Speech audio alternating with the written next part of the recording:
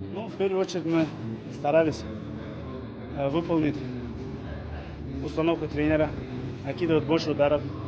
И самое главное не пропустить, потому что совсем скоро у меня следующий бой. Поэтому надо было выполнить задачу, отбоксировать 8 раундов. И по возможности, конечно, хотелось бы нокаутировать. Я накидывал сколько мог, старался, но парень оказался крепким.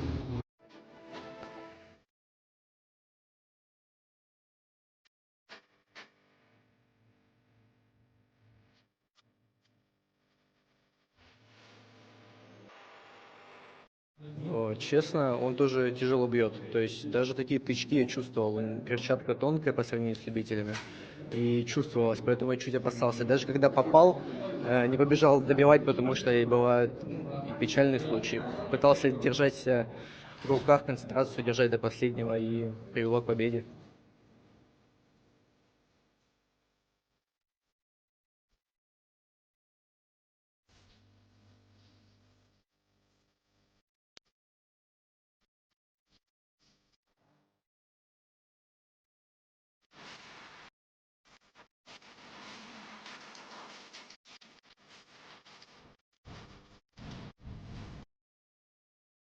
Прошел спокойно, под контролем, доволен, что прошел всю дистанцию спокойно, не было каких-то там отдышек сильных, голова была светлая, общался с Геннадием Юрьевичем, мы пытались там сделать какие-то там вещи, какие-то обманки, что-то получилось, из процентов, наверное, 80.